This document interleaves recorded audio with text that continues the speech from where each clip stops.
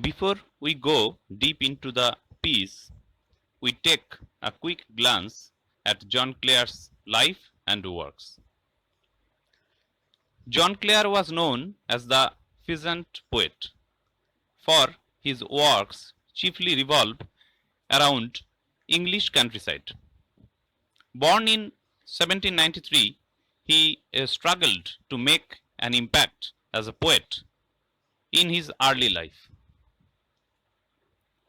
In 1820, he got high acclaim in English Literary Society for his amazing and vivid description of rural life and scenery.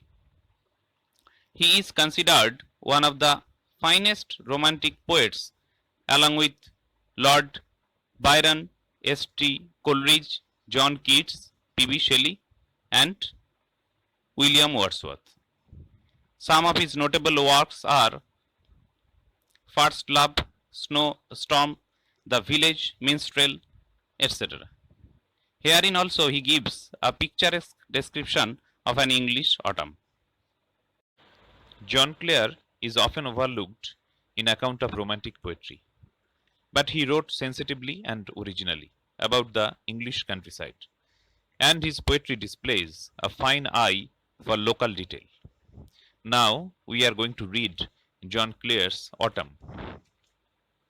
I love the fitful gust that shakes the casement all the day, and from the mossy elm tree takes the faded leaves away, twirling them by the window pane with thousand others down the lane. This is the first stanza. Now we are going to have an analysis of the first stanza. The poet is sitting aside in his room by a big window and watching everything happening outside. The poet loves to see the restless blow of wind shaking the window that opens either side throughout the day. He enjoys the sight where the pale leaves taken away from the old elm tree covered with moss. Some of them spin round the frame of the window, whereas some on the lane below.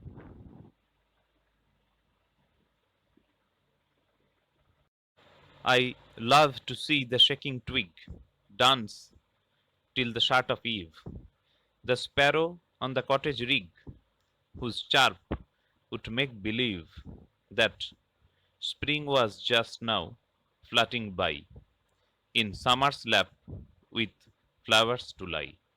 This is the second stanza. Now we are going to have an analysis of the stanza.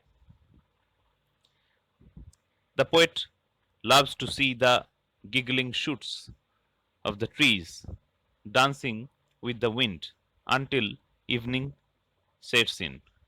The chirping of the sparrow from the cottage roof gives a false notion that spring is just playing with the summer and finally rests in its lap with all her attributes. The pigeons nestled round the court on dull November days like these, the cock upon the dunghill crowing, the mill sails on the heath a going. The feather from the raven's breast falls on the stubble lee. This is the third stanza, and the meaning of the stanza is like this. The pigeons find cozy shelter round their coop in these drab and gloomy November days.